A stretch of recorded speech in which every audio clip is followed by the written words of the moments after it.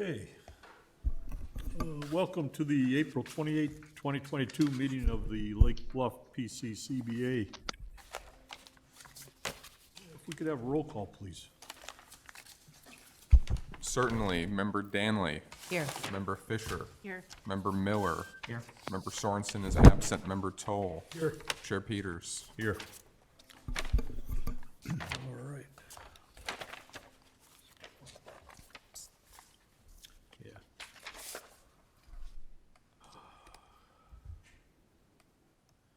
Yeah. A notice was received from Member Russell in accordance with the village's electronic attendance policy. Unless there is an objection, Member Russell will be deemed authorized to attend the meeting electronically. Is there an objection?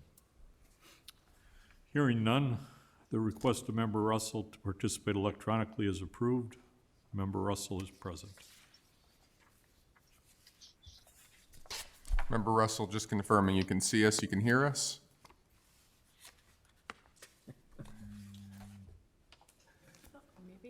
Maybe. Member Russell, yeah, are you there?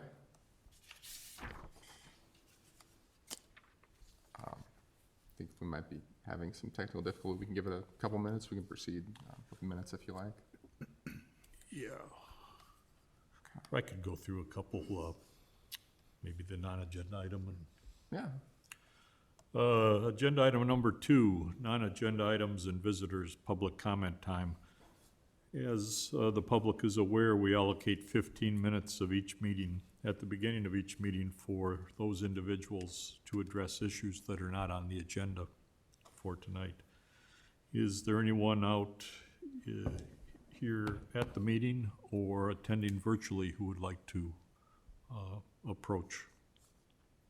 Hearing none, we'll go on to agenda item number 3, consideration of the March 10, I should say, 2022 PCZBA regular meeting minutes. Has everyone had a chance to review the minutes? Any proposed changes or other revisions?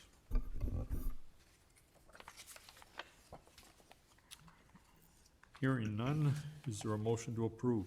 So moved. Is there a second? Second. Third. Roll call or all? You can do this one by voice. All in favor, say aye. Aye. Motion carries.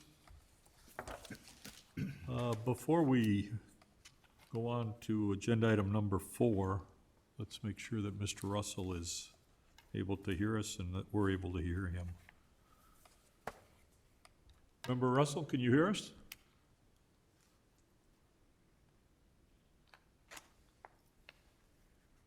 Member Russell?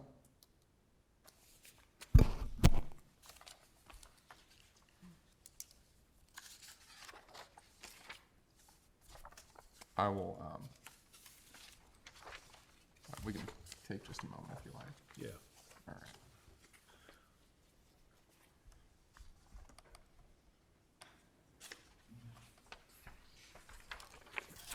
It looks like he's listening in.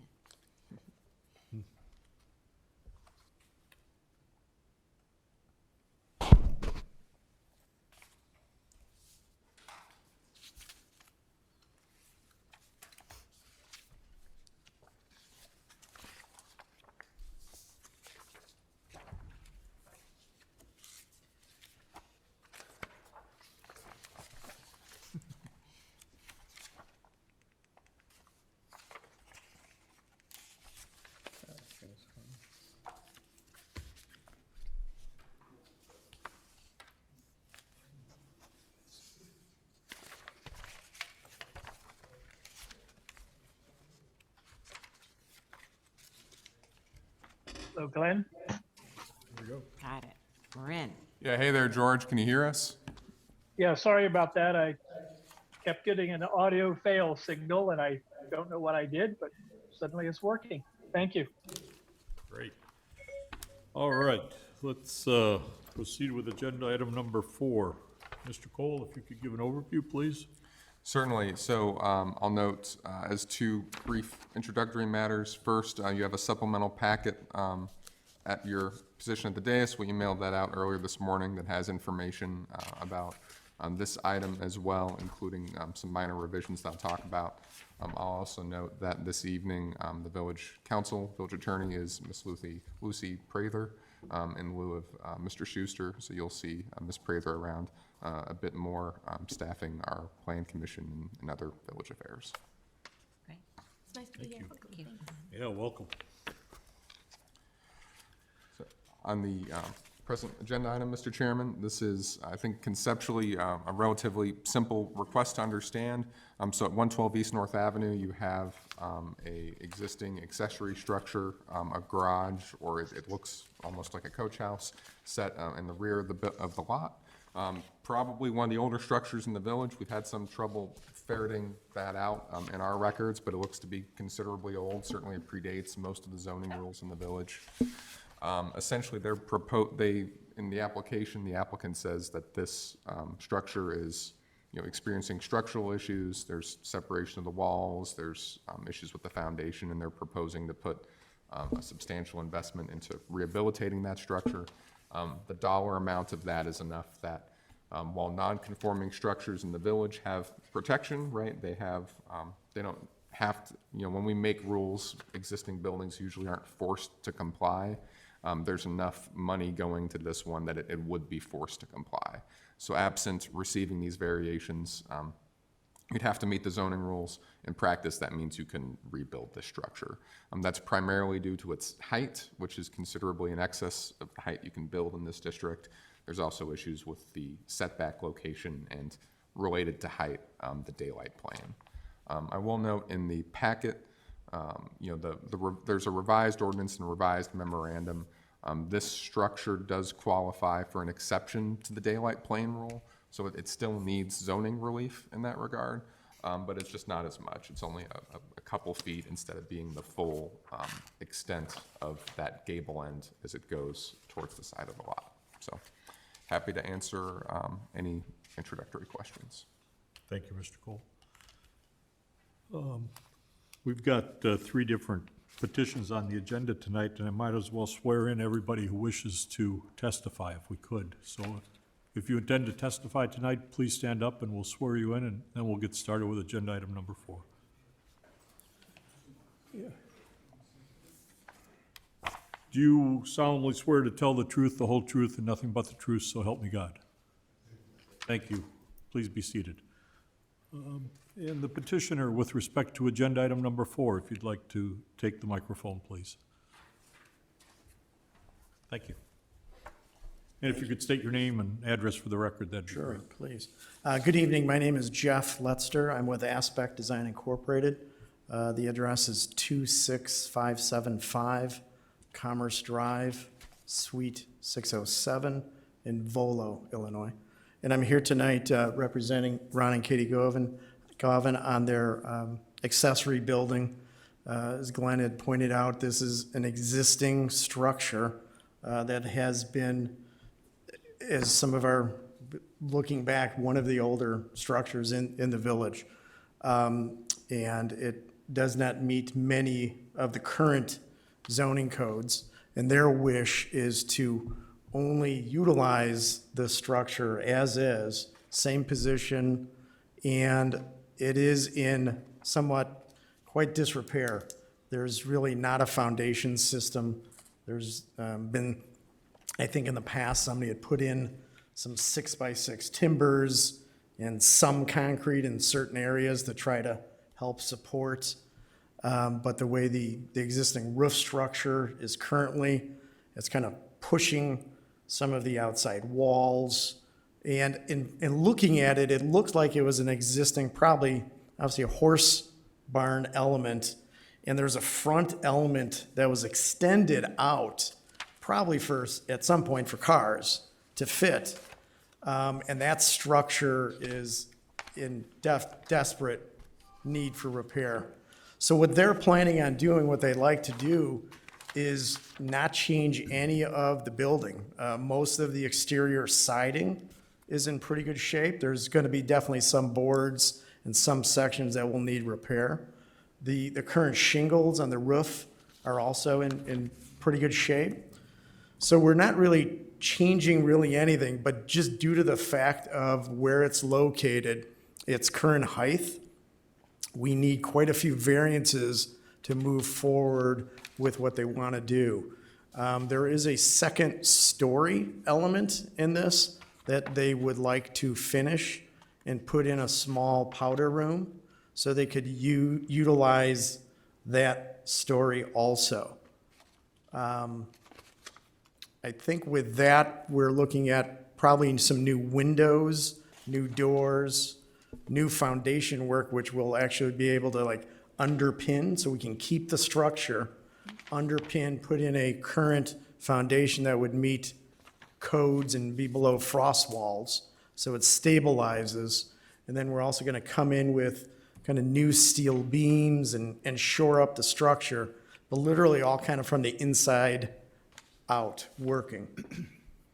But again, just due to its height, its setbacks, setback plane, and because of the footprint of the area and the element above it, there's also gross floor area that counts. So that's where the gross floor area zoning variance is also needed to continue with this process. So I'd be happy to answer any other questions you may have.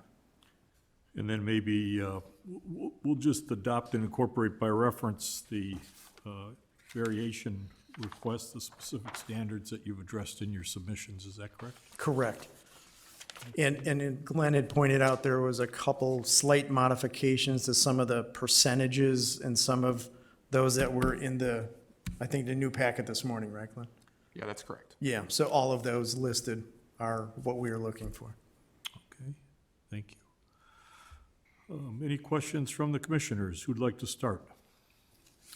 Just have a couple quick questions. I'd like to applaud you for wanting to rebuild a structure as historic as this clearly is in our village.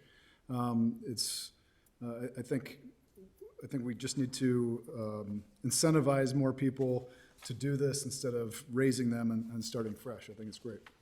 The one question I had, though, was because you're building a new foundation, and I'm not a structural engineer, I'm not a builder, is there any possibility of just shifting that structure over so to eliminate those setback issues?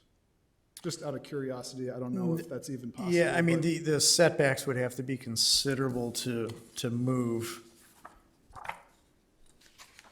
Let me just go to the setbacks. The setback on the east, we would have to shift things over 4.5 feet. And the one to the rear, currently it's 2.9. We'd have to go to 18.5 or 18.6 feet. So that entire structure would have to move considerably on the site, which then would be too close to the existing home.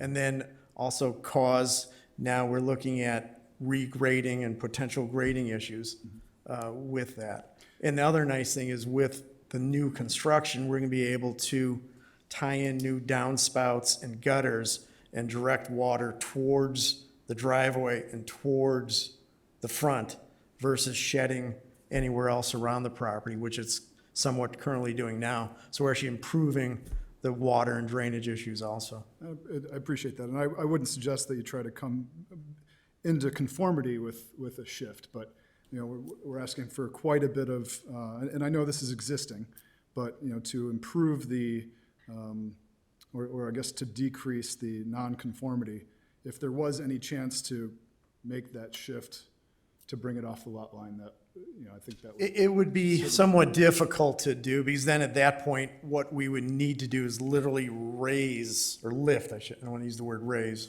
implies knocking down, lift the entire building, move it, do a whole new foundation system. What we're able to do now is literally dig from the inside and go down with smaller sections of new foundation, kind of pour it, dig, pour, dig, somewhat of a repeating pattern, so we always have strength as we're moving. And in the current condition of the building, to lift it, it wouldn't survive. Okay. It's more out of curiosity. Yeah. I fully support you rebuilding this. Again, I appreciate it, and thanks for coming to it.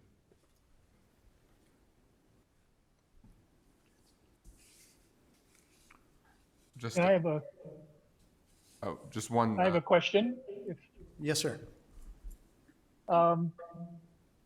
I also applaud the applicants for trying to save this old structure. And my thinking was along the line of Member Toll's.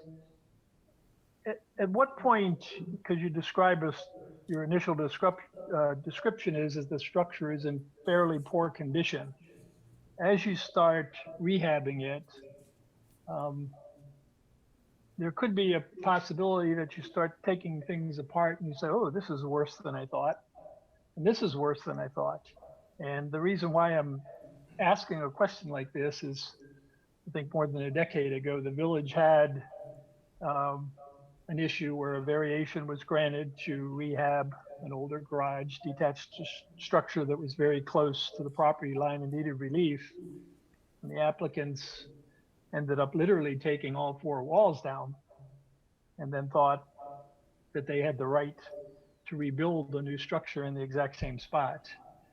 And I want to make sure that that's not what we're doing, because saving an old structure is one thing, but completely rebuilding a structure literally from scratch, not intentionally at the beginning, but unintentionally, I don't think that's what we want to approve. And I guess I would look to the village attorney for maybe some language, because I didn't see anything in the approval ordinance that could protect us against that situation. If I can answer, it's definitely the owner's intention, and I think we fully understand from a zoning and permitting that we are not asking for a demolition and new construction by any means. We are only asking for this existing structure to be worked on, repaired, structurally put back in place. If this were to all come down and collapse, we would fully understand that this would not be approved for new construction. Is the framing visible from the inside? Is any of the inside finished currently? No, it's completely just framing. It's a balloon Okay. frame structure. Okay, so you have a good idea of the condition of the existing wooden structural members. Yes, in the, yes, because it is completely unfinished. We've reviewed the existing, and in your drawings that we've submitted is actually a preliminary design for restructuring the building. We haven't gone forward yet with our final structural engineer design calculations for it, but we've kind of talked through it. We wanted to obviously get approval from your board before we went to that step and level. But we have a pretty good conceptual design in your packet of what we're proposing to do to reframe it and shore it up. okay, thank you. You're welcome. Member Danley? I just wrote down, owners with older homes, how can we assist? Because I too am so thankful that you're going to spend the time and energy and the financial means to do that. And I also said, as long as the restoration is the main goal, right? So that we don't do what Member Russell had mentioned. So that was really my only concern. I think it's lovely. I drove by thinking, how many times have I gone down that street and I didn't even know that that building was back there, quite a substantial building. And I think it would be lovely to spend that time to do that financially as well. But that was my only concern as well. Just let's make sure that it's restored. Absolutely. Thank you, Member Danley. Member Fisher? Yeah, I also applaud you for doing it. Thank you for investing in it, because I recognize that it's far more to invest than to do new most of the time. So, and I was also happy in a sense to see the letter from the neighbor, Jim Young, I guess, 120, that talking about the engineering and that'll actually ideally help the water situation is what you're saying. So, as long as that's cognizant, through the process, I think that's great. So I'm in favor. I applaud you. Thank you. Thank you, Member Fisher. Member Miller? Most of what's been said, I certainly was on my mind. Is this structure heated? Currently, no. Is it a plan to be heated? Yes. What kind of heating system are you putting in there? A forced air type. Is there a furnace type thing? And air or just? Yeah. Okay, does that change any of the dynamics of the structure? Not the structure, but definitely insulating, things like that. So Would all need to be part of the new energy code of, which is adopted by the village here in the state. So you're gonna put up new walls on the inside, obviously? Well, there's current walls there, but some of it we might need to pad out a little bit so we can get the correct amount of insulation in, new foundation, new finishes, things like that. But the structure, the walls, the roof, all that's there, but we need to bring it up to current code, first off, because the current structure wouldn't meet necessarily current code.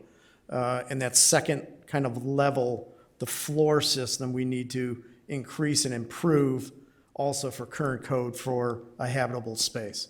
Okay, I want to ask the owners, do you plan on adding a kitchen or a bedroom as an accessory dwelling in the future? No. It certainly can be converted if necessary, but, okay, thank you. Thank you. Thank you, Member Miller. Yeah, I too applaud or support the petitioners with respect to trying to maintain an existing structure, upgrading it, and it overall contributes well to the success of the village and the neighborhood. Any other questions from the commissioners? Hearing none, we might need a series of motions because of the number of, Looks like there's a Q&A. Is anyone present to take public testimony? So if you're ready to take public testimony, I've got at least a couple queued up here. certainly. Yeah, so this, I'll read this aloud. Of course, I'm not asking the questions myself. In the village, because of COVID-19, everything else, we're trying to make more ways for people to participate, including by Zoom. I believe we have some petitioners on here too. So I'll also state for people that aren't familiar, this isn't necessarily like a question and answer from the public, right? It's testimony. You're welcome to answer if you like. So reading it out loud from Megan Dowd. We were a bit late to the meeting. Do we know how much height of the structure the homeowners are looking to add? What is the anticipated timeline for the project, and how many weeks from start to completion? Can I respond? The height will not change. So the existing structure height is not changing. As far as timelines, our kind of next steps that we need to do, if this is so granted tonight, would be to move forward with actual construction documents to then submit for permit review, and then the start of construction after that. So, permit review, I'm not quite sure, is probably a good 3 to 4 weeks. Thereabouts. And even our timeline right now is about 3 to 4 weeks. So, we could be within a couple months to submit the plans. Construction itself, I don't know if we've had any timeline estimates on construction. We wanted to start in the September, October timeframe, avoid the summer, basically when people are outside enjoying their backyards. So that from a, planning and permitting, that should probably work out pretty well. The actual construction timeline, did anybody give you a sense on that yet? 3 to 5 months. Okay. So if we can, start September, October, then anywhere, again, with weather and variables, 3 to 5 months for completion. I think that answered all their questions. Okay. She said thank you, so I suppose. You're welcome. Any other questions or comments from the public virtually? I'm seeing none, Mr. Chairman. Okay. All right. Hearing no further discussion, do we have a motion? And I believe we're a recommending body on this particular petition. We do need separate motions for all three, is that right? Oh. You can choose to take them together if you like. I move to recommend the village board approve the requested relief conditioned upon the village attorney adding language to the ordinance clarifying that the approval is for a rehabilitation and not a complete reconstruct. In the draft ordinance on section 4A refers to no authorization of work. Does that language satisfy your concerns, or would you like to see additional language in that section?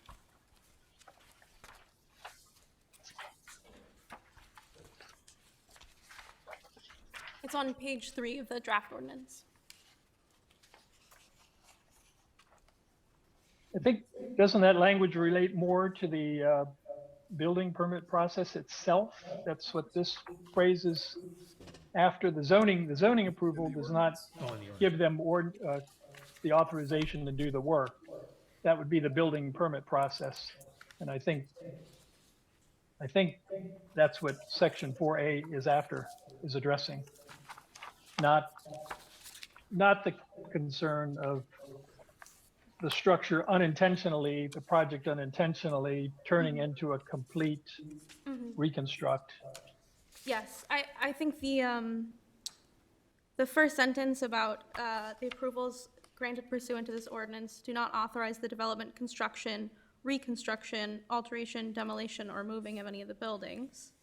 I read that as encompassing both the restriction that they're all applicable building and demolition permits must be sought, and also that this is not an approval for reconstruction or demolition should that need arise at a later date. But I'm happy to provide a sentence at the end of this section that makes that clear. Yeah, I think, okay, yeah, I'm sorry, I really think that no authorization of work is a phrase just as it's written there in every one of our variation approvals. So I would feel more comfortable, just because I had to live through a dispute with a homeowner before when it wasn't clear Understood. that we were authorizing a rehab, not a reconstruct. Understood. So if I understand you correctly, the aim is to make clear that should additional or unexpected demolition or reconstruction needs arise, that this does not grant approval for such work, and that they would have to return again to seek any zoning approval or zoning relief. if Yes. that occurs. Yep, thank you. Great. And the petitioner understands that? Yes. Thank you. I'll second the motion to recommend, including Member Russell's additional.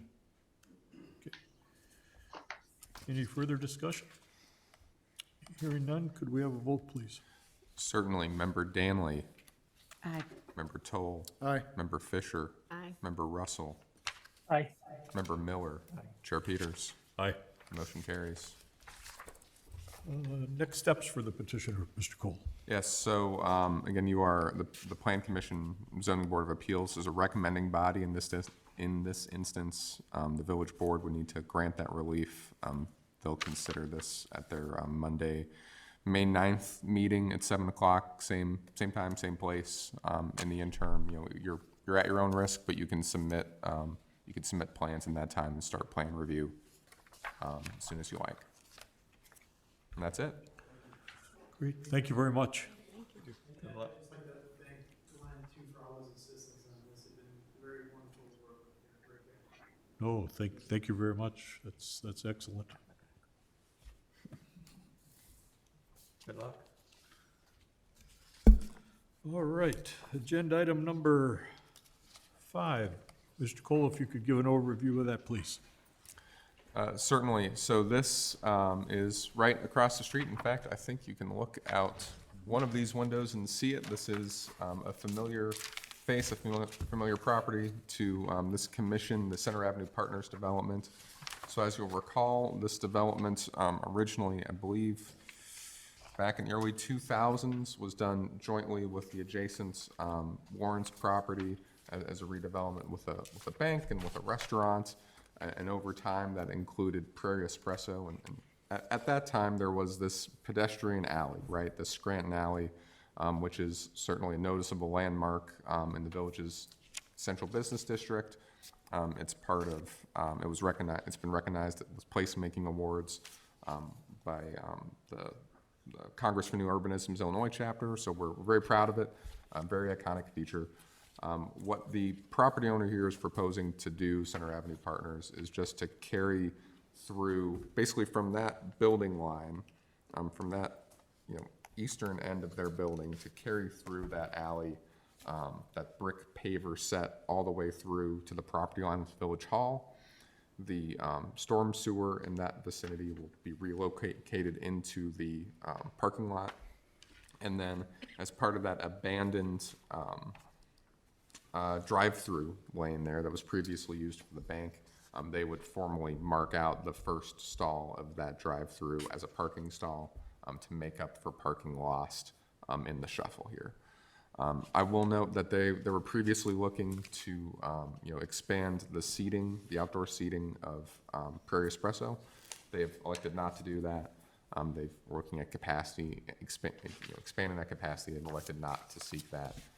So the seating and also the partitioning wall or fence you see in your packet that are crossed out, those aren't requested at this point.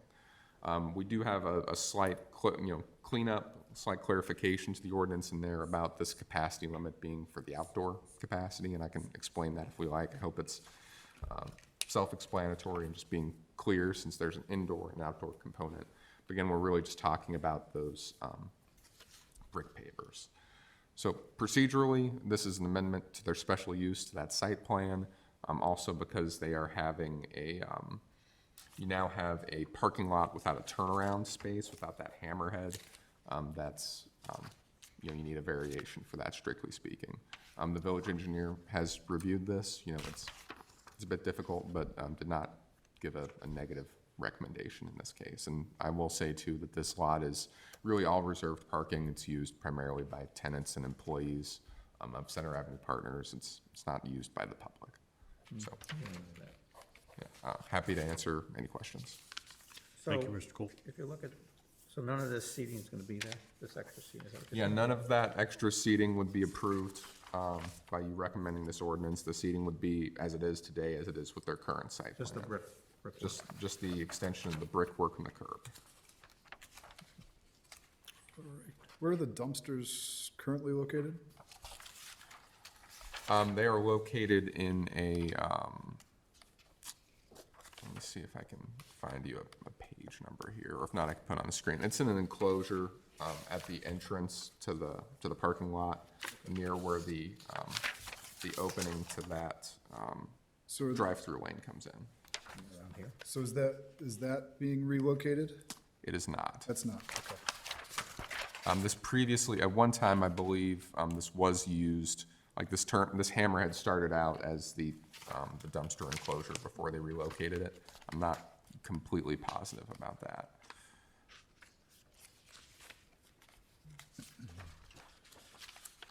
All right, is the petitioner present? Yeah, hi, this is John Davis. I'm standing in for Center Avenue Partners, owner of Prairie Espresso. Can you guys hear me all right? Yeah. Yes. Fantastic. So yeah, I'm here. You're correct, Glenn. That actually was a dumpster to begin with, and it got moved. So that hammerhead end that you're talking about truly was about, I think we're, with the brick line being parallel to the building, we're about 20 inches over where the actual dumpster was. So it's not much. And if you consider that the door swing was probably about 6 feet, it actually, I don't think that ever was intended as a turnaround spot. It was intended as a designated dumpster. Hey, So, John, if I may Yep. interrupt, just want to make sure that you were sworn in before. oh no, I did not, I'm sorry. Okay, we'll just swear you in, just to comply with. Fantastic. Yeah, do you solemnly swear to tell the truth, the whole truth, and nothing but the truth, so help me God? Yes, I do. Thank you, John. Please proceed. You're welcome. So, I mean, I was just, reiterating the fact that hammerhead end was literally 20 inches of turnaround space, right? So if you intended it to be turnaround space. So there are going to be, like Glenn said again, he's correct. There's not going to be any physical fence there. We're just looking to curb it out and kind of create more of a seamless walkway / area. We've got great western exposure there for the sunshine and want to utilize it. In the summers, I think you all have seen how successful it is for people to just come back there and hang out and get some sun. So it's nice to increase a little bit more footprint for that.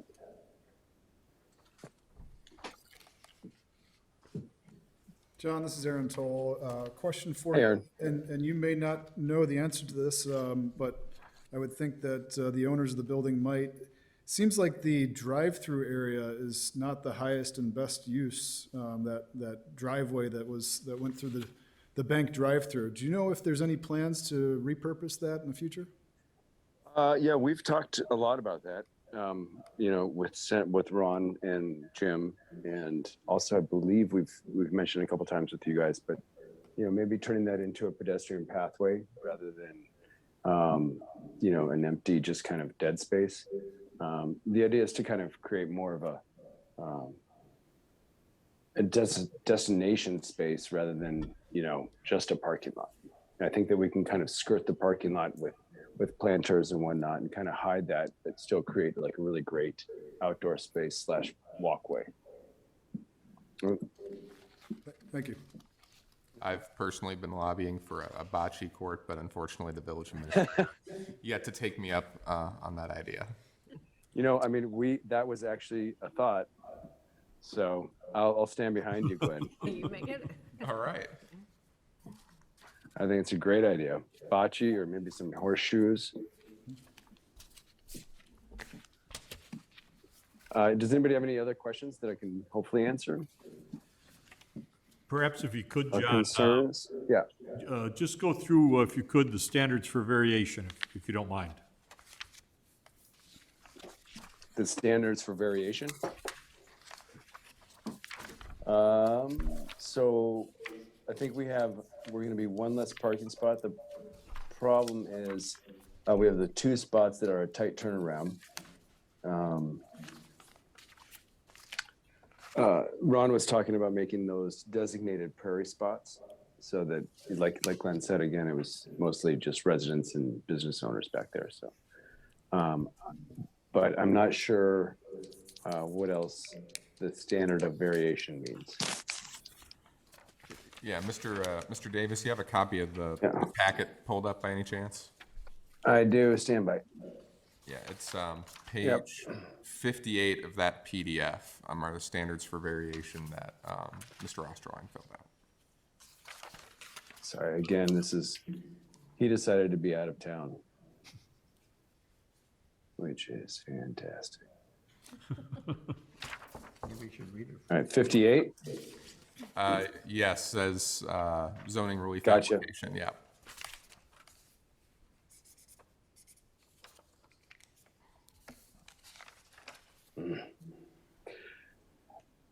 My wheel is turning. Hang on a second. Come on, wheel. You can do it. Oh my goodness. 58. There you are.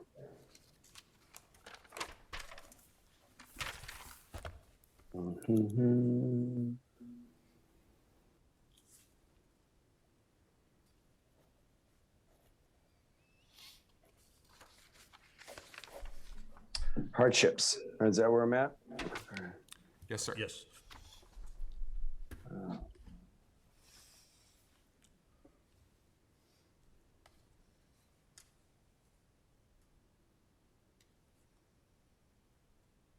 So the hardships are what? Parking? Hang on a sec.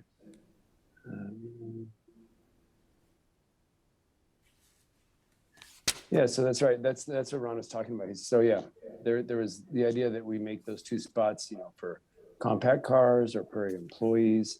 The other one is lot structures.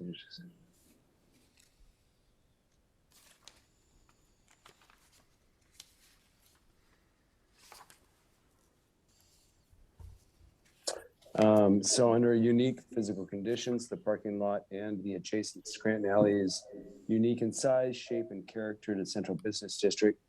The desire of a successful tenant to expand their outdoor footprint aligns with the TESCA study of adding size and functionality to this private niche area. Is this what I'm reading here?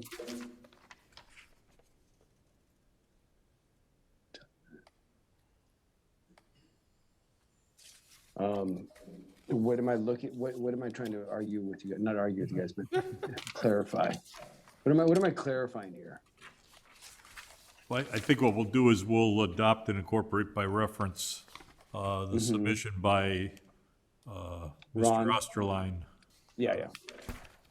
and we'll just ask you a few questions from there. Oh, for sure. That's better. We don't want to make this into a test or anything too formal. Never did well on those. What will be the dimensions, John, as far as the expansion, dimensions of the expanded brickwork? I believe the alley width is about 14'6". So from the west side to the east side of the alley is 14'6". And then the back area there is right around 60 feet, I believe. So we're just carrying that western wall brick line all the way back to that tree planter that's kind of between me and you guys, right? Okay. So it's not, I don't know the actual square footage of backfill that needs to happen. But probably guesstimate that is, I mean, you're looking at a reconstruction of 14.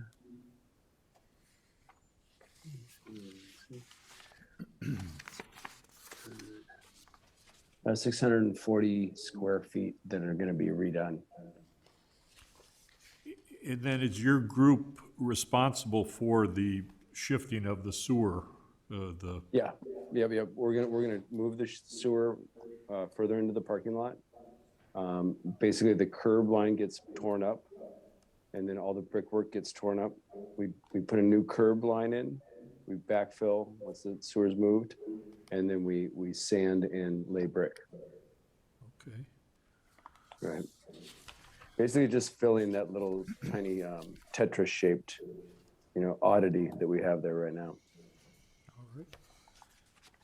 I'll open it up to the commissioners for specific questions. Thank you, Sure. John. Yeah, you bet. Just out of curiosity, who maintains that parking lot and sidewalk, particularly with snow removal? Center Avenue Partners does. Okay. Thank you. I mean, well, I'm responsible for my own walkway pretty much. So, I'll be in there with a shovel, but the parking lot Center Avenue Partners maintains. Okay. Hey, John, George Russell here. Do you have access to the 4 different sketches that were submitted as part of the packet? I think I do. I don't know what page numbers they are, but there's an overall site plan and then an aerial photograph, and then there's Yeah. Yep. it's gotcha. the third drawing and the 4th drawing. And sorry if I put you on the spot, because I can tell that you were asked to substitute here at the last minute. No problem. No problem. The in the 3rd sheet, the brick area wrapping around that one tree pretty much is depicting just the tree remaining. And in the fourth sketch, where there's that yellow boxes, they're actually depicting the entire vegetated island that's there now remaining. Just for purposes of the record, do you know which one is actually being proposed? I'm proposing that the whole island of the tree actually remain as it is, right? So Okay, the brickwork would die out to the north end of that bank or that planting. Okay, very good. Yeah. So there'd be still like a nice little walkway around, similar to what you guys, we all have been working on. And then it just, immediately cuts open to more brick right there. Okay, thank you. You're welcome. Member Fisher. I don't think I have any questions. All right. Member Miller. When I first read this and looked at the films, I say, why would we give a variance to a necessity of a parking spot that needed, or a parking lot that needed a turnaround? When you look at the drawings, though, it really doesn't have a turnaround at this time, anyway. So I don't think we'll be doing any further harm in people getting in and out of this parking lot. And since it's not open to the public, my negative thoughts have turned to positive thoughts. I don't have anything really to say against it. Thank you, Member Miller. Member Danley. Well, honestly, we're not taking away any coveted parking spaces, but we're already, enhancing an already lovely space, right? And Grant Alley has done such a beautiful addition to our community. And again, it's not really changing anything, but extending and enhancing, so I have no issue whatsoever. Thank you, Member Danley. Member Toll. I totally agree. I think it's a special spot that we have in town that I personally have used many times and have really enjoyed that addition to our community. So John answered the questions that I had, and no issues. Thank you. Any discussions at all with any of the neighbors, John? Not really. The only one was with Gary, but I think that was more pertaining to the easement of the power and I believe it's power and telecom on the actual Bank Lane, but none of that is getting touched at this time. So it shouldn't do anything. Okay. And then, I mean, then of course there's always the noise issue, but that's part of being vibrant. Mr. Chairman, if I could, Yes. I would note that we had a few conversations with Mr. Lawrence about a month ago or so when the idea of Prairie expanding into the space and other elements were still under consideration. He hasn't reached out since. So just wanted to acknowledge that had happened also. thank you. And you don't perceive, John, there to be any public safety-related issues associated with the revised parking allocation? No, in fact, I think it's better to have a more designated area, because in the summers when we do the pizza trucks and the fun times, a lot of times kids and adults will be bleeding into the parking lot, and that always made me a little bit nervous. So I think that we're doing ourselves a favor by kind of restricting an area rather than making it feel like it's the entire area. Okay. Good. Those are the only questions I have, John. Thank you very much. Mm-hmm. You're welcome. Any comment from the public virtually or in-house? Seeing none here on the Zoom meeting, Mr. Chairman. Thank you. Any further discussion among the commissioners? Okay. Hearing none, could we have a motion, please? I'll make the motion. Okay. Okay. I move to recommend the village board grant the requested relief in the form of the draft ordinance. And I'll second. Any further discussion? Hearing none, could we have a vote, please? Certainly. Member Miller. Aye. Member Fisher. Aye. Member Toll. Aye. Member Danley. Aye. Member Russell. Aye. Chair Peters. Aye. Motion carries. Great. Thank you, everybody. Have a good night. Thank you, John. Take care. Bye. All right. Agenda item number 6. Mr. Cole, if you could give the group an overview, please. Certainly. So in this case, I know we have the applicants and their architect here with us. This hearing concerns 500 East North Avenue. So this is another pre-existing non-conforming structure in the village. Has quite a bit of history to it, as we've described in the packet, but certainly important to the development of the village. Not designated as a historic landmark, certainly would be eligible. Just by probably due to surveying practices between the plat of subdivision in this area and when the structure was moved from elsewhere in the village to this spot, I believe in the early 1900s, late 1800s, it sits at least partway over the lot line. It actually partially encroaches on a neighboring property, 2 stories. And so the applicant in this case is proposing to do some work that affects the ridge line of the 2nd floor and increases the mass within the side yard setback and the daylight plane, and also really going onto the adjacent property. So I'll mention here, this is a unique situation. I can't say that I've run into it before.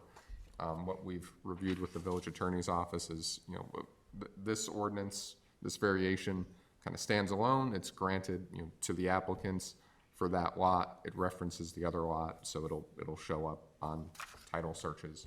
Before we issue a building permit, they'll need to reach a written arrangement with that adjoining property owner. So I just want to acknowledge that this is a unique situation, and we've found a way through that. I'll also note that in your supplemental items, there's a letter from that adjacent property owner, as well as a paper copy of the presentation that I believe Mr. Douglas is about to give. All right, thank you very much, Mr. Cole. Mr. Douglas, will you be representing the petitioners? Yes. Thank you. They may add a few things, but I'll get it started. Good evening. My name is Rob Douglas, resident of Lake Bluff for 20-plus years. Practice architecture here for plus 25, and I have to say I've never seen a situation quite like what we're looking at tonight either.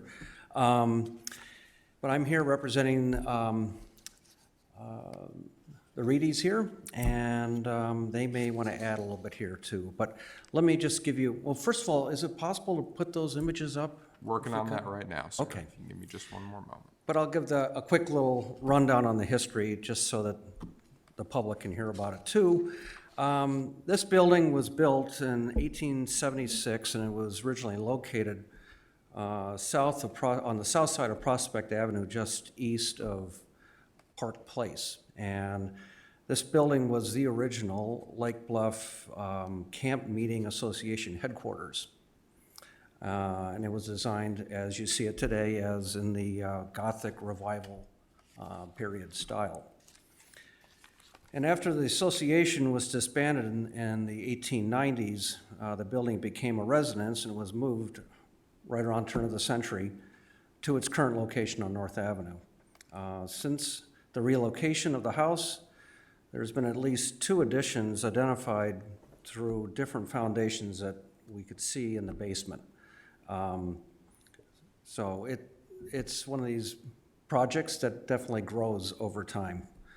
But as you can see here, the integrity of the original building is very much in place when it comes to its facade to the street.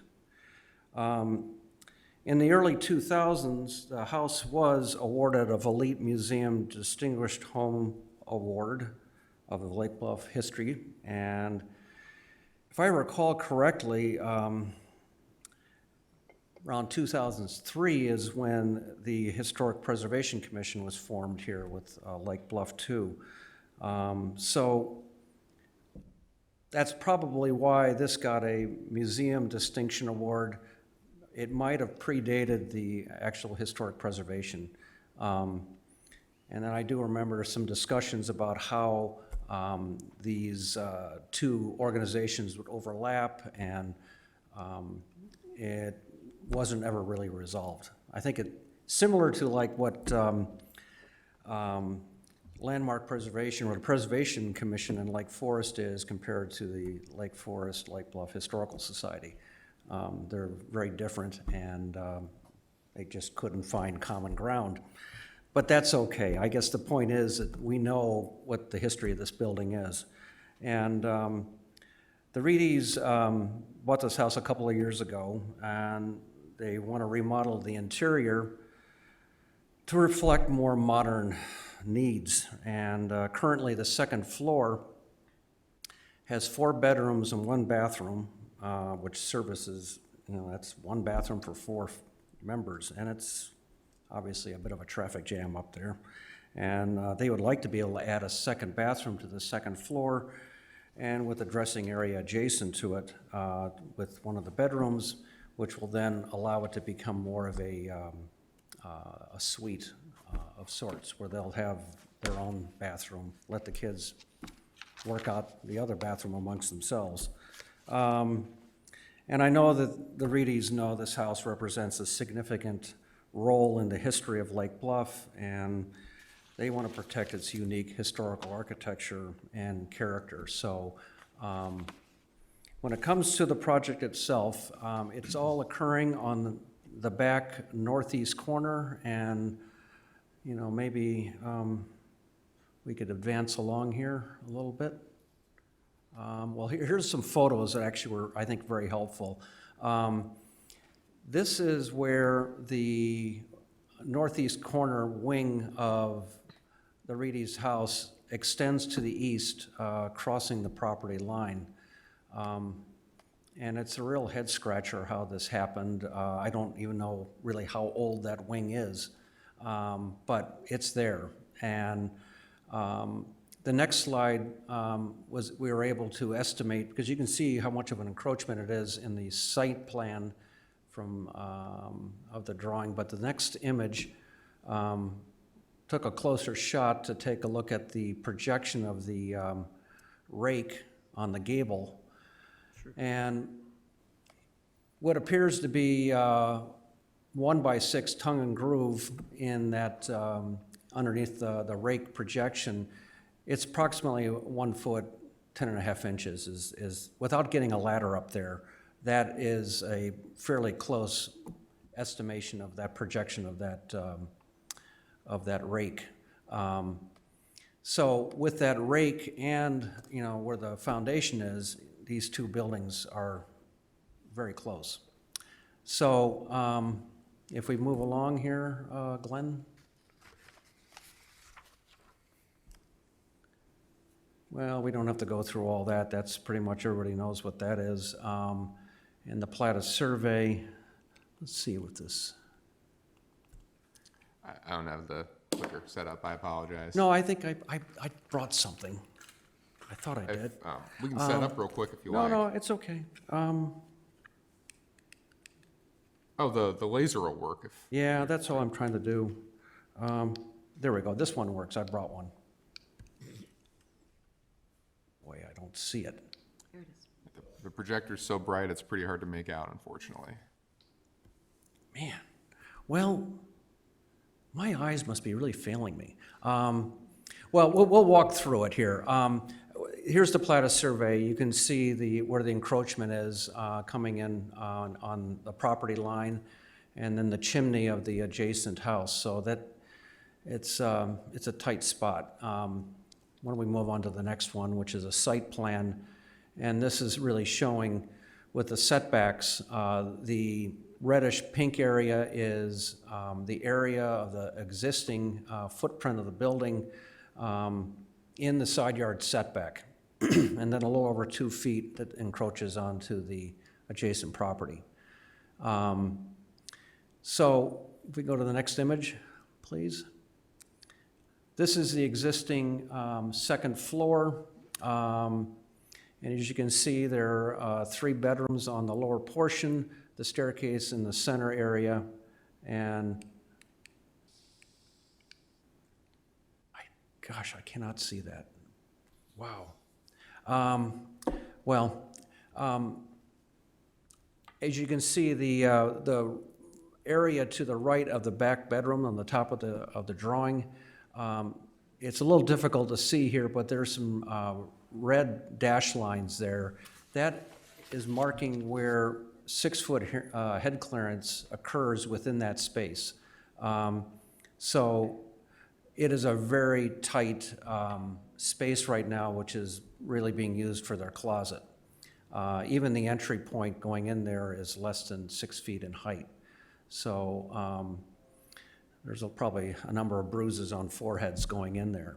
But this is the existing condition of this area. Also, I should note, if you just move up a little bit farther up the drawing, there is the projection of the rake of 1 foot 10.5 inches, which a surveyor would not make note of, but certainly the building department will want to know about that.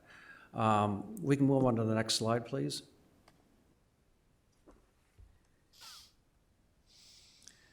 And this is the proposed area that we're going to be working on.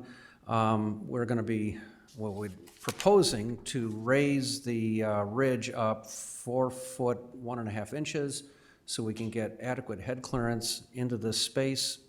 One thing we are doing to help alleviate the already tight area between the houses is to pull back the rake of this gable to a 5.5 inch projection, not the 1 foot 10.5, to try to alleviate some of the compression, I guess one could say, between the two buildings.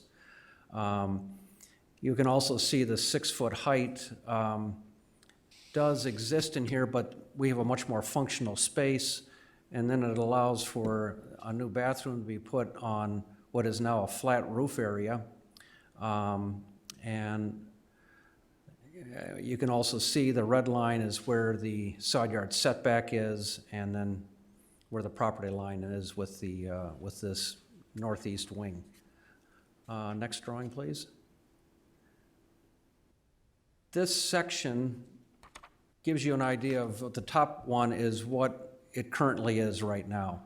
And that figure of that man in that image is 6 foot tall.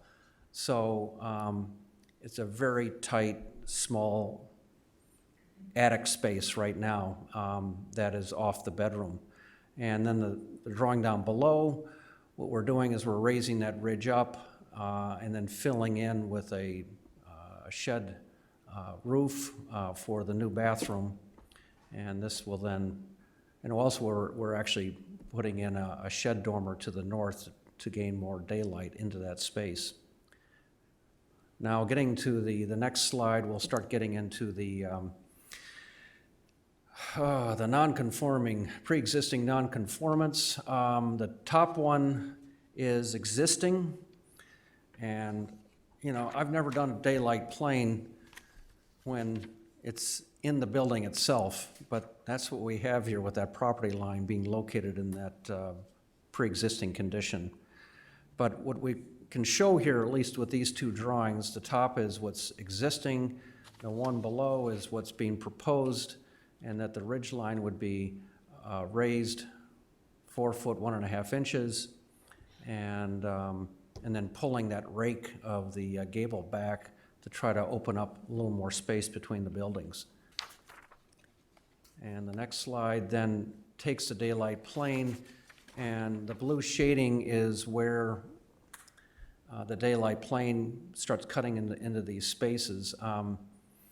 Actually, it's probably done incorrectly because the pre-existing condition of the right gable, the whole thing is blue because it's on the other property. So,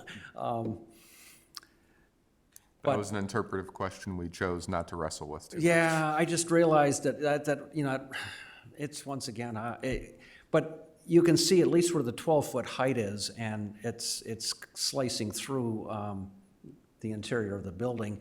You can also see on the top with the hip roof where bedroom 2 is located, that is actually encroaching into the daylight plane slightly, maybe by only a foot or so, but it's at pretty close to a 45-degree angle, that hip roof. And so technically that is a pre-existing condition occurring there. I think what's important, at least with the second image, is those two, the gable and the hip roof areas are still non-conforming, except the one on the right's a little bit taller.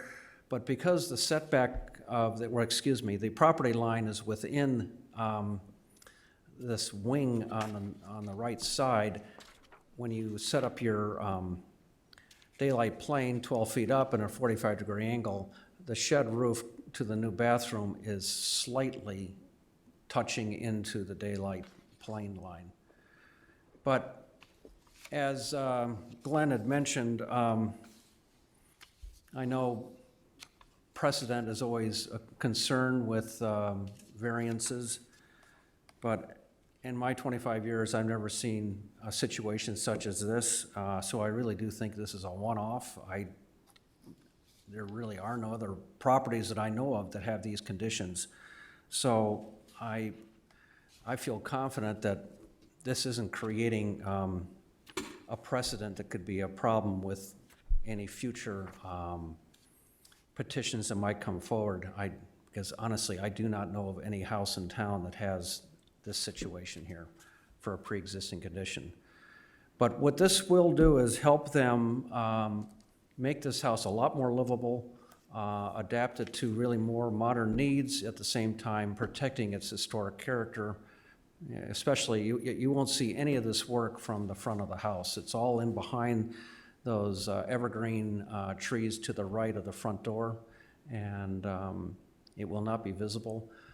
You have a letter in there too from the neighbor from the east, and they're fully supportive of what is being considered here. And I really have nothing else to add at this point, except if, Mike, if you have any thoughts or anything else you'd like to add? We are just trying to make it more livable. We considered, originally trying to do this without. Sir, I hate to interrupt, Yeah, actually. you if probably can have to come up Come here to the and speak. microphone, yeah. Sorry. Yeah, we originally thought about doing this without a variance, which, I think we could build the bathroom on the flat roof without going over the 5-foot offset. And what that would have done is we would have had half the closet new, and then this Frankenstein kind of, the rest of it we wouldn't touch. We would leave it, still hanging where it's hanging right now over the property line. And that just seemed like a silly thing to do. We'd rather have it look as though somebody wanted it to look this way. And without encroaching any further. As a matter of fact, with pulling the roof line back a little bit, I think it actually helps a little bit. Thank you. Mm-hmm.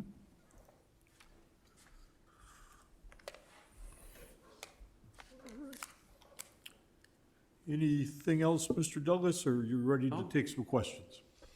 Please, bring the questions forward. All right. Who'd like to start?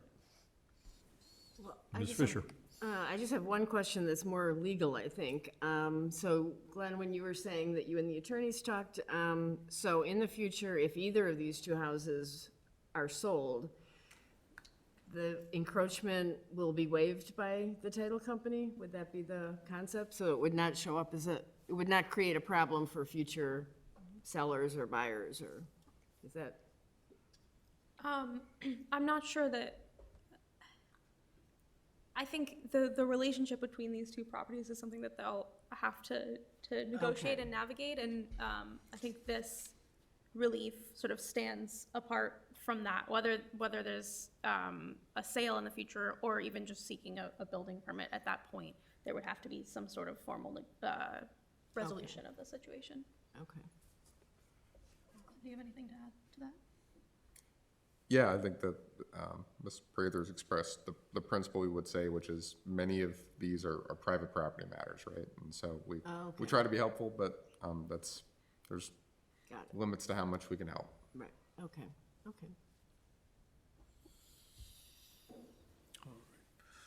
Member Russell? Yeah, I don't have any questions, but when it's time for comments, I do have some comments. All right. Member Danley? No questions. Member Miller? I'm sure you've thought about this in your sleep now. Is there any way of softening the roof line?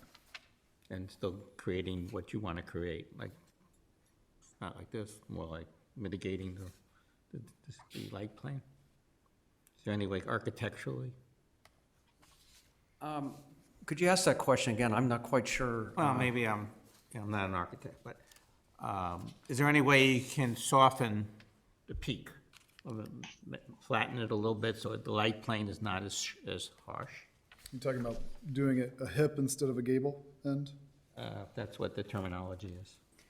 Well, the hip roof is definitely a part of the original building, based on the detailing on it, at least I believe it is. The new gable, which it currently is a Excuse me, gable. point out what you're talking about, because I'm kind of lost with these terminologies. Oh, I'm sorry. You can point, you can go up there and point this. Yeah, okay, we'll do that, because I can't make that out. Yeah, what you have here is a hip roof, and this is a 12-12 pitch, which is 45-degree angle. That is encroaching, but very little bit. This is a gable roof, same slope, and then we're trying to mirror them too here. You know, we didn't really look into the idea of maybe turning this into a hip roof too. I'm not sure that's going to really alleviate much of the daylight plane, because this is 2 feet onto the adjacent property. So the daylight plane is inside the building. So I don't think it's going to affect or any impact on the existing daylight plane. Since it's just a dilemma of where the foundation is on that wing of the building. Thank you. Yeah. You clarified it for me. Thank you. Another question maybe for Glenn. In a previous application night, there was an exception for the gable end in a daylight plane. Would that apply in this case as well? This was for the 112 north. We found that because the gable end was in the daylight plane, that there was a reduction in the required variance. Yeah, that is a very good question, Member Toll. If you can give me a couple minutes to measure that out, I can give you an answer to that. And while you do that, I'll just make a couple other comments. Again, I appreciate you wanting to modernize a clearly historic structure in our community. I've lived in a couple of older homes, and I know the difficulty of doing that, but also the importance to keep them relevant for current times as well as future owners. Having said that, when people come to requesting a variance, one of the most important things for me is having the support of the neighbor that is most affected. And in this case, you've done that for us. So I certainly appreciate the letter from the neighbor. And I also really appreciate the reduction in the rake to reduce that encroachment. I think all three of those things are very important, and it makes our job a lot easier to go ahead and give you approval, or at least recommend in this case. So thank you.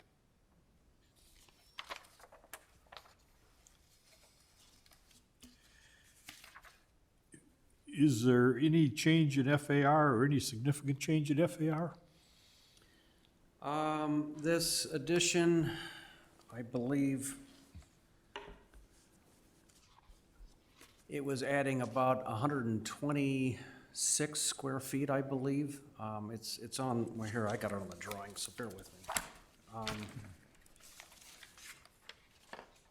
Yeah, 216 square feet is what's being added, and it's still within the allowable bulk of the building.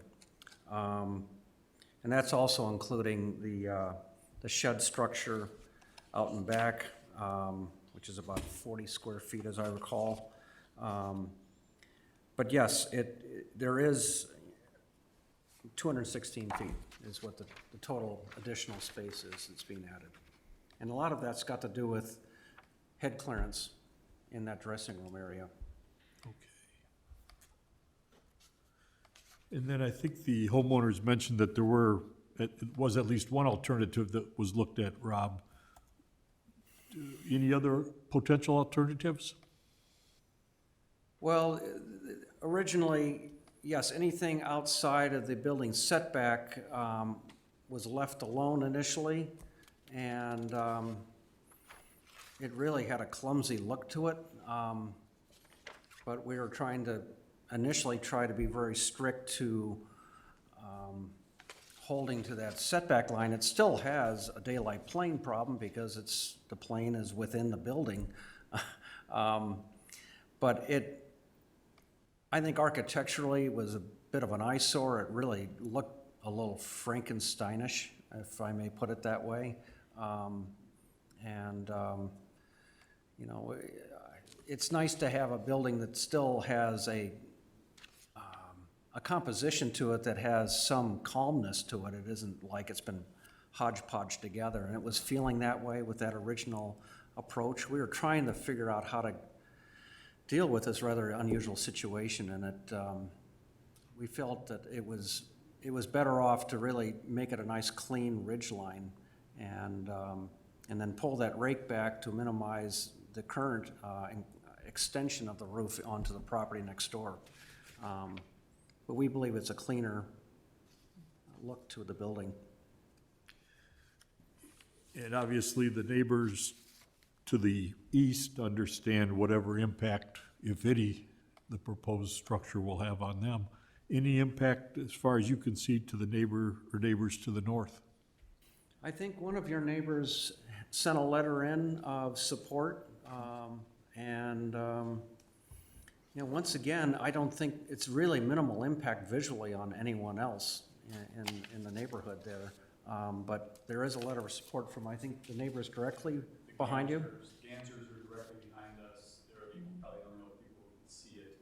Okay. And it's very treed back there, so you have to be looking hard in their houses. All right. What's on the first floor underneath the wing that crosses the property line? It's the kitchen. The kitchen, okay. So was there any thought to demolishing some of that to solve the property line issue? That's a budgetary question that probably would, I can't speak to that. It's not my wallet on this, but that would be a significant expansion in the scope of work. Okay. So. Sounds like a hardship. I would hate to do that to a homeowner who, all they're trying to do is make the second floor function better. Understood. So. Question out of curiosity more than anything. And no immediate plans to possibly revise, remodel, and sell, is there? No, 5 years. 5 years I retire and go someplace warm. If you want to talk to Mike. Oh, okay. I don't have any other questions. Any further questions or comments from the commissioners? Member Toll. Yeah. Oh, go ahead, Member Russell. I'm sorry, were you going to call us in order? That's okay. Fine. Okay, so. You want me to go ahead? Go ahead. Yeah, looking at this drawing package here brought back to me a memory of a zoning board meeting about 20 years ago, and I hate to acknowledge the fact that I've either been in the audience or a staff member or a zoning board member for more than 20 years. A zoning board member made a comment on when we were considering a zoning issue that really stuck with me. The vast majority of us are neighbors. We want to get along with our neighbors. Most of us enjoy our neighbors. And we don't like saying no to a neighbor about anything.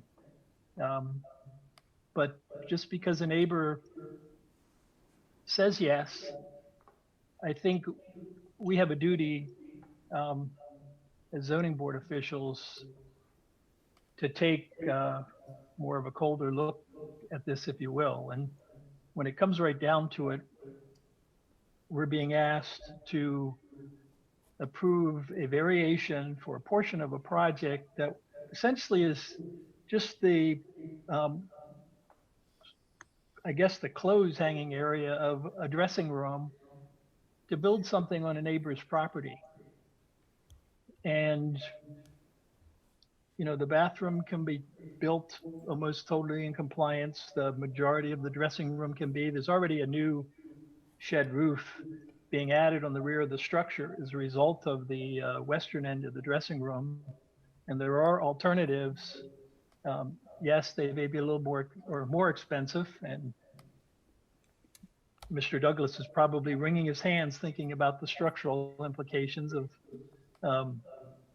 expanding the shed roof in the back. In my opinion, that has no impact on what's left of the original historical facade, primarily in the front. It went through the old drawings that the History Museum has, and this structure has been changed quite a few times over the years. So I just cannot see a way, and I don't like saying no to anyone either, but I just cannot see a way to voting favorably for a variation to allow someone to build more structure on a neighbor's property. It just feels wrong, especially given that this isn't like an area needed for a bathroom or for a reasonable sized kitchen. It's for the far end of a dressing room. I just cannot see a way through to thinking we should approve this. That's all.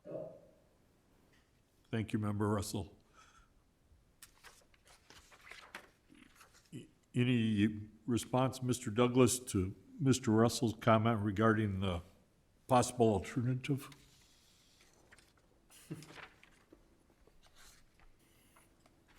I'm not really sure of an alternative at this point, honestly. I mean, we're boxed in with a pre-existing nonconformist right to start with, and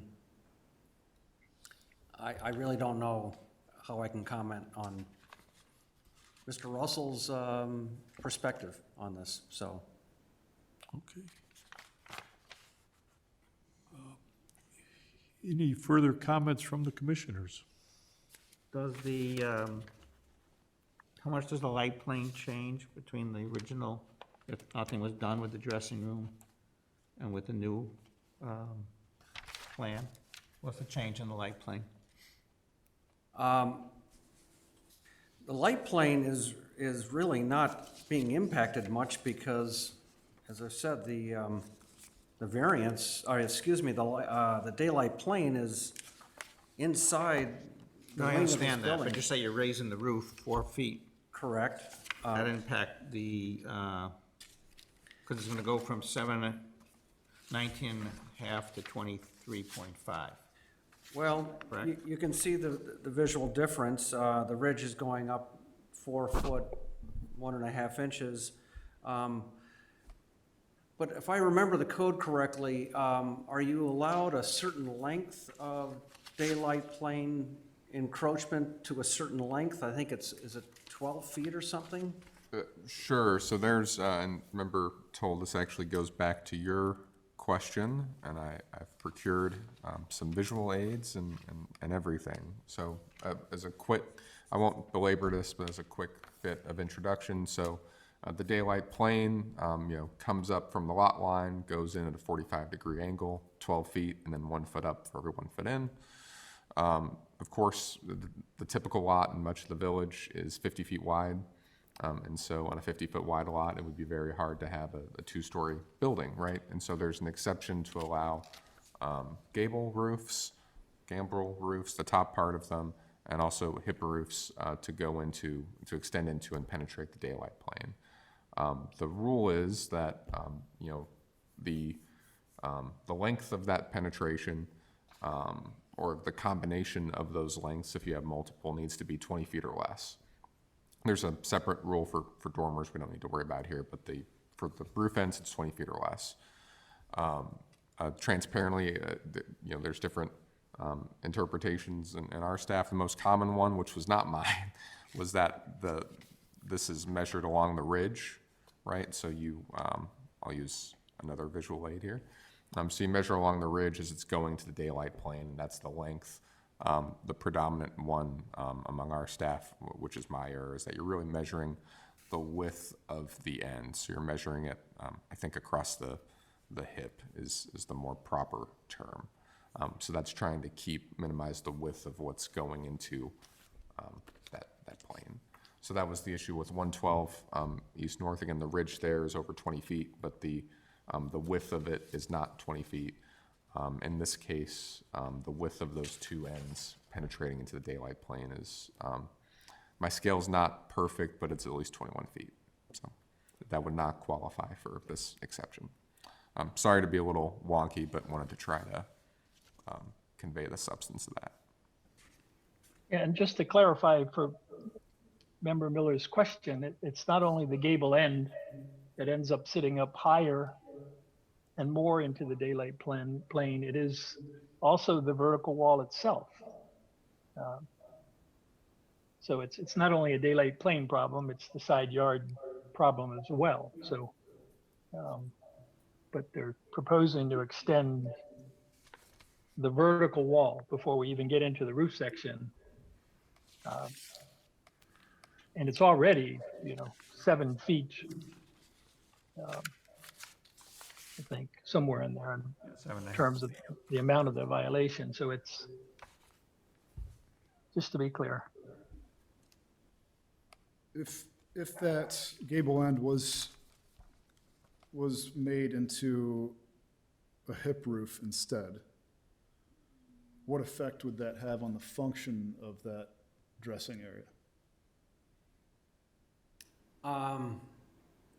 It will reduce some of the, accessible use in there, but see, the problem is the daylight plane is such a awkward moment here because the daylight plane is set up within the building itself, so, but yes, maybe not use the daylight plane, but how to reduce the vertical wall of the exterior, I guess, is maybe another way of speaking to this.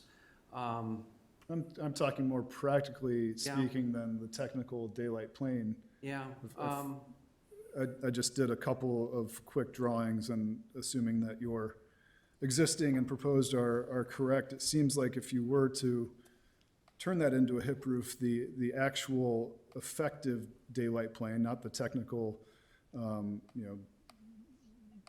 from the property line, but the effective daylight plane would seem to be about the same as it currently exists. And I can show you my Yeah, I understand what you're saying. I understand what you're saying. I just, yeah, it's about how you apply the daylight. Well, gosh, we're 2 feet on to the adjacent property to start with. There's the dilemma. And, I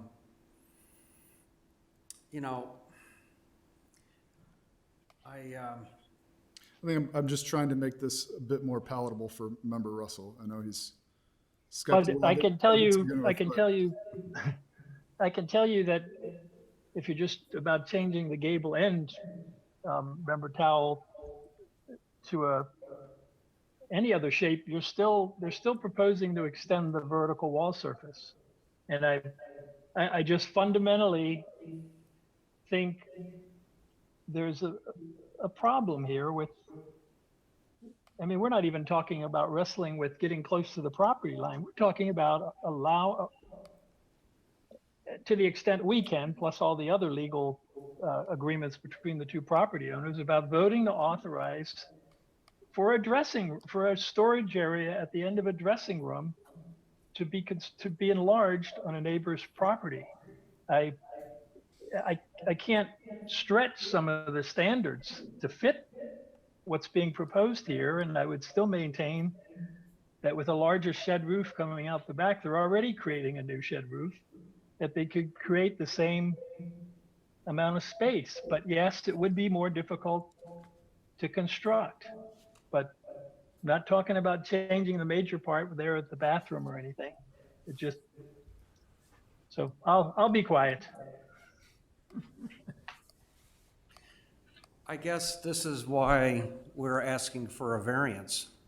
That's the definition of a variance, is that we're in a situation with a pre-existing nonconformance of a historically significant building, and to make this functional, we're seeking a variance for that. I think, we're already reducing, at least 18 inches of roof projection going toward the east. So we're making, a good effort with goodwill to try to resolve this as well as possible. But, it's a historic building, and because of the nature of the building and its importance, we're seeking a variance for exactly this reason. I guess one can take a hardline position on any of the ordinances, but that's why we're seeking a variance, because we don't really know how else to do this and still make it a functional space up there and not make it look like it's been hodgepodge together. So I don't know what else to say. I mean, this is why variances occur. And this is an absolutely unique situation here that I've never seen before as far as this pre-existing nonconformance, not just into the setback, but actually across the property line. So that's why variances occur. I guess that's all I can really say.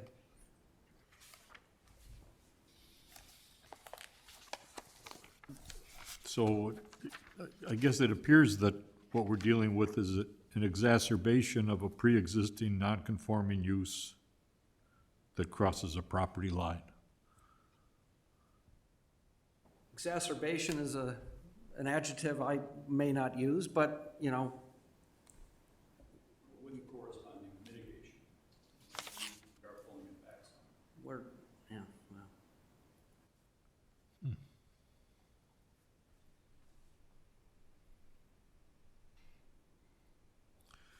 Any other comments or discussion among the members?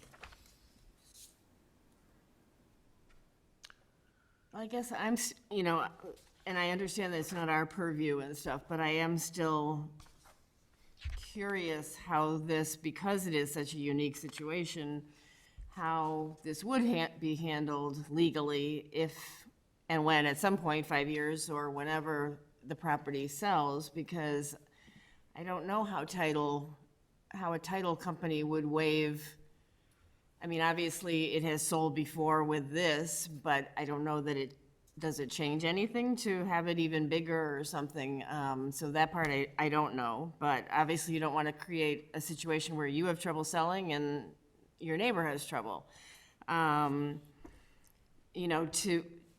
Before hearing George's points, I was getting myself comfortable with the fact that much of this isn't seen from the street, admittedly.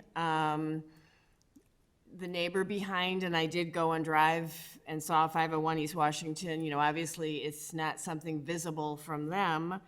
The fact that the roof line improves, in a sense, is mitigated. The fact that there likely is not creating a precedent anywhere else in town, or maybe the state,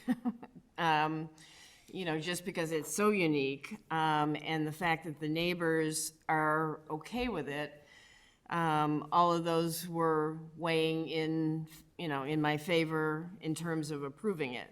But I'm open to listening, to anything else that people are hearing or feels important.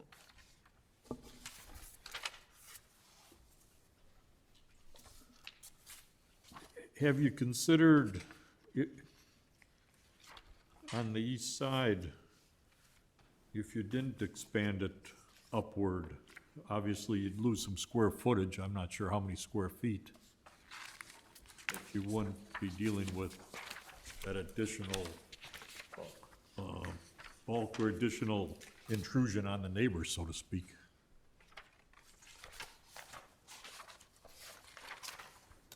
Well, there is that option. You make any improvements outside or within the building setback and leave everything existing outside that encroachment area and into the property to the east, and you just leave it alone.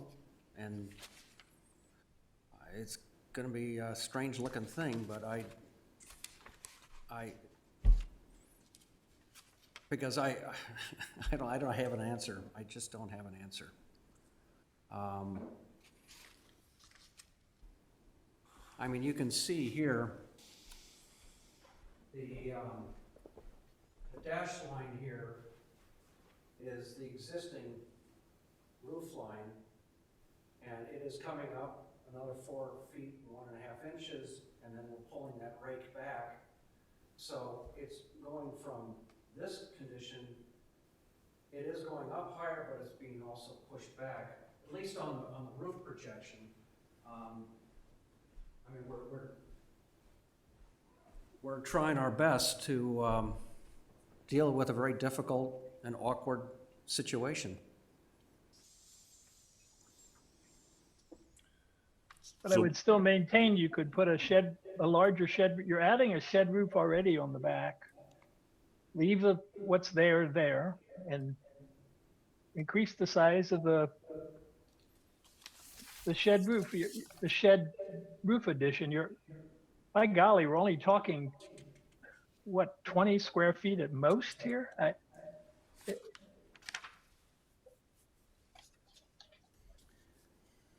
Well, George, What's the particular hardship? I mean, every resident in the village could come to the zoning board and say that they need more closet space.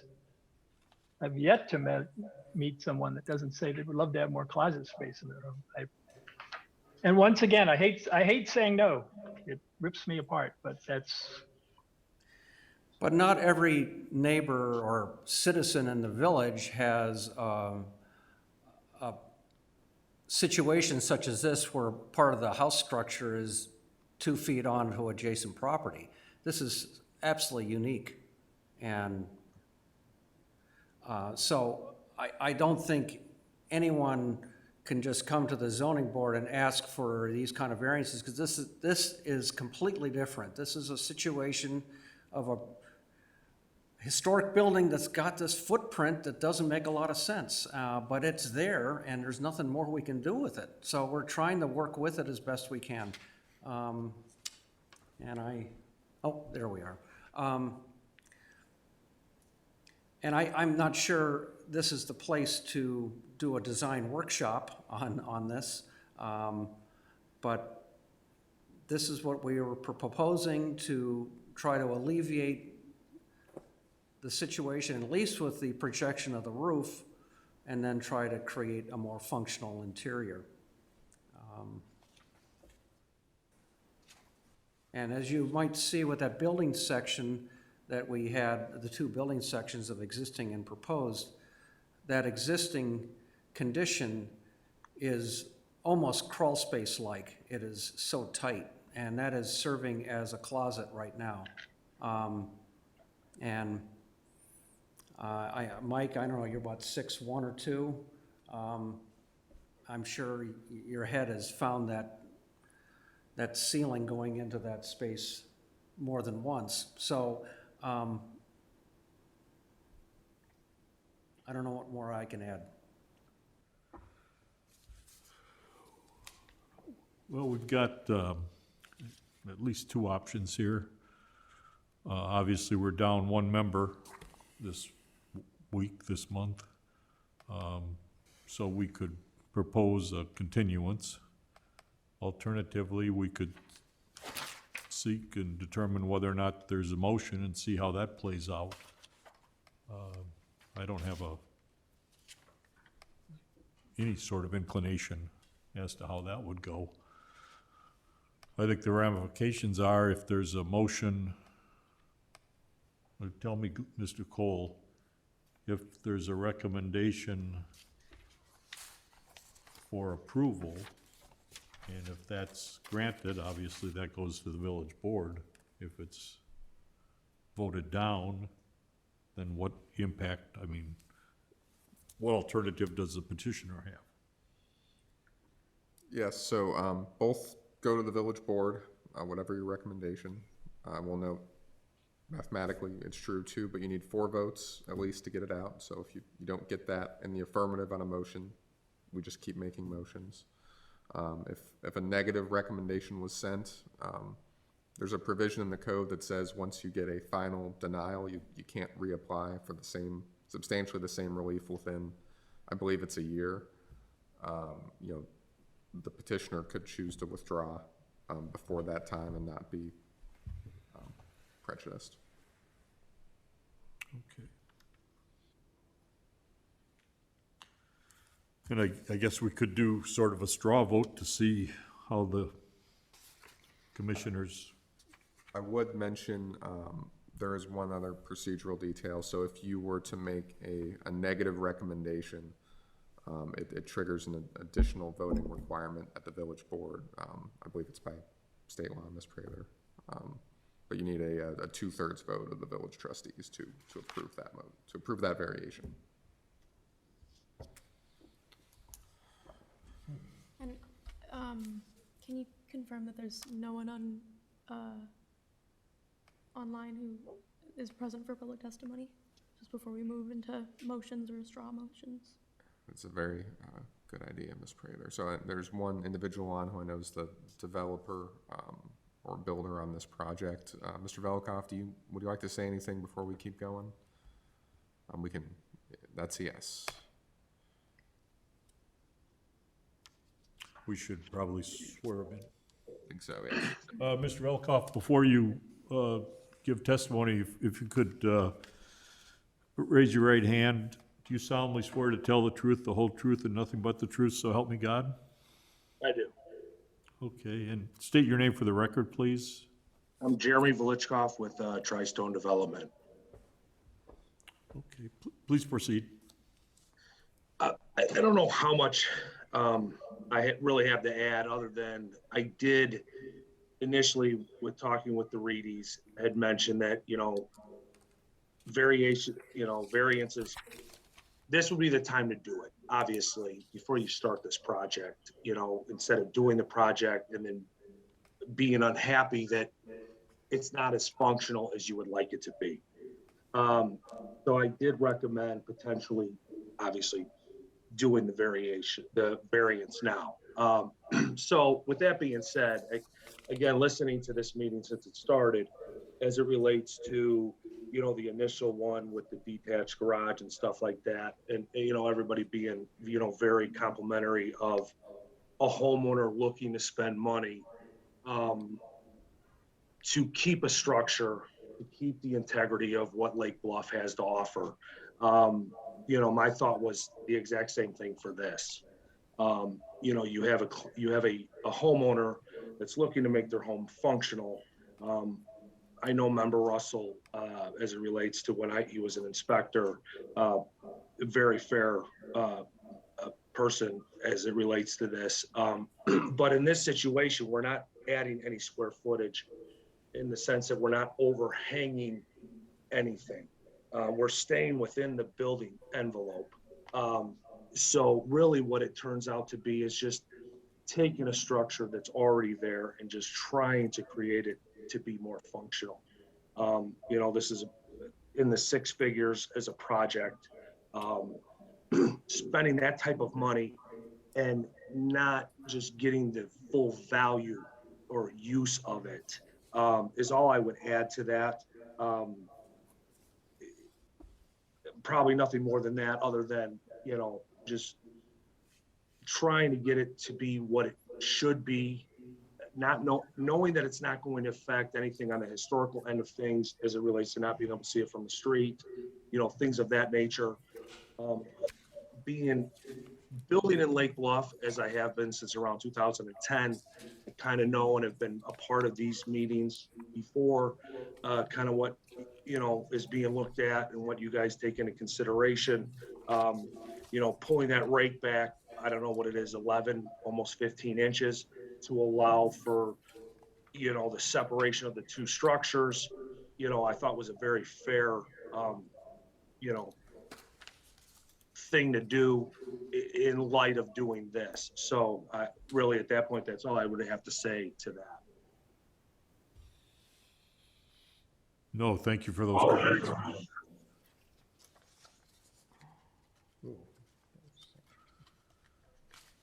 Any further comments from the petitioner?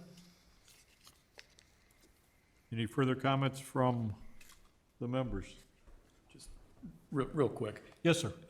I just want you guys to know, we're not gluttons here. This area that we're talking about, we call it the Hobbit closet, because literally you have to be a hobbit to get into it. And we're just trying to make this space livable. And I understand what Mr. Russell is saying. It's putting more wall up on a place that's already overhanging somebody else's property. But the footprint doesn't change. She'll look up and she'll see it today, just like she's seen it before. We're just, again, we're just trying to make this livable. It's a 4-1, 4 boys and my wife. It's hard. This is not a gluttonous kind of thing to do. We need a closet. So thank you. No, thank you. All right. Is there a motion? I move to recommend that the village board approve the requested relief. Okay, is there a second? I second. Any further discussion?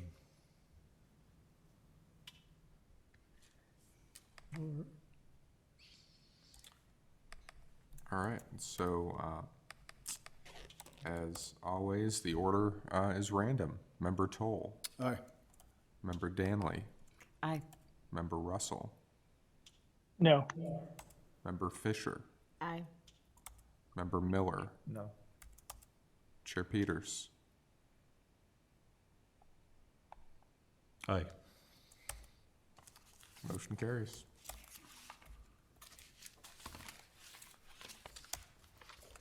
So we're a recommending body.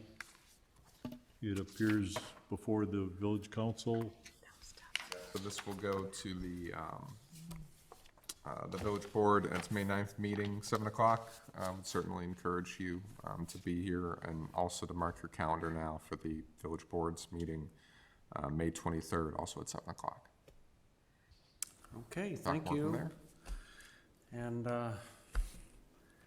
sorry this has been such a challenging project here, but appreciate everyone's effort and patience. Thank you. Thanks, Rob. Extremely unique.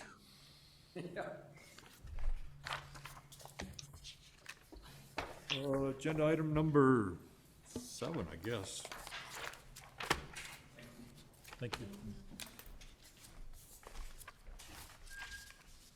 Is that staff report? I believe so, Mr. Chairman. So staff report this evening, nothing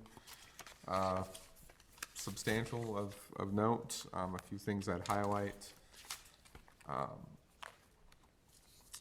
Our review of the village's PRD regulations continues afoot with our consultant. So I think that, the village's planned residential development regulations, so Stonebridge, other sites. Think those will be coming to you at your May meeting for consideration. So again, there'll be some workshop planning and scheduling of that. So stay tuned. You'll know well in advance when it comes. We do have quite a bit of a May meeting on tap already. So if possible, as that workshop firms up, we may be asking for an earlier start time or for possibly an additional meeting time depending on other schedules. So stay tuned for that. I'll mention no developments on any of the usual developments I'm asked about at this time every month. There is a new fence at Stonebridge if anyone hasn't been by there, so you can take a stop by and a drive home, again, fulfilling the village's settlement agreement. You know, Is that the metal fence in front, the black metal fence? it's the fence along along the Witchwood. street. Yeah, I haven't been by to see it myself yet. I think it's solid cedar. So, and something I suppose I'll mention at this junction too, just to think about. We've brought this up a couple months ago as well, but one of the discussion points that may be coming out of the village's business advisory committee is things you saw tonight. This alley expansion, you know, do businesses like that expanding in our downtown? I think especially restaurants, because restaurateurs have part of been participating. Should they be subject to less process before they can make changes and improvements like this? So, discussion for a different time. Certainly, I would suggest that committee make their recommendations before we keep, discussing it. But something, especially given the application tonight and the last few we've seen in this area, perhaps good to think about it while it's right. I think that's it for my report. Ms. Prather, I know, had something as well. Yes.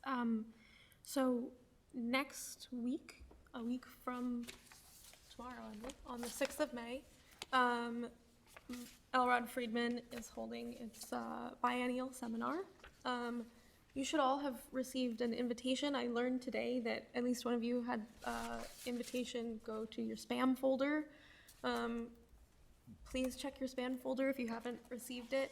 I think one of the somewhat unusual things about this kind of return to life outside of the pandemic is everyone seems to wait until the absolute last moment to determine whether they can be someplace in person. So there is still space available, and we'd love to have all of you present. It's an opportunity to meet other people serving in roles like yours. All of our clients are invited, and there's programming both from members of my firm, from the very junior all the way to the most senior member, all the way. And then we also have subject matter experts. So we'll have individuals working in development. We'll have a couple guest attendees, which it's an opportunity to learn, to meet people, and there will be some fun, some socializing. And it's in our office building, which is the Reed Murdoch Center. It's 325 North LaSalle, just north of the river. It is the Whirlpool building now, and one of the cool things that we may be able to do in small groups, if not all together, is to actually go up to the clock tower, and it's a really spectacular view of the city. So there should be tons of fun and opportunities to meet and learn. So please check your calendars and let us know if you can make it there. Thank you. I would certainly give this event a ringing endorsement. Fun, educational. At the last iteration, I got to learn that the Village of Lake Bluff there was a trivia section about antiquated phrases in code during lunch, and I got to learn that the village's code includes the phrase pimping. So again, fun and educational, among many other interesting things you can learn at that seminar. We will have a game show. It's gonna be great. It's coming back. Yeah. Committee report. Hearing none, agenda item number 9, motion to close the meeting. So moved. Second. All in favor? Aye. Aye. Aye. Good night, all. Good night, George. Medical being.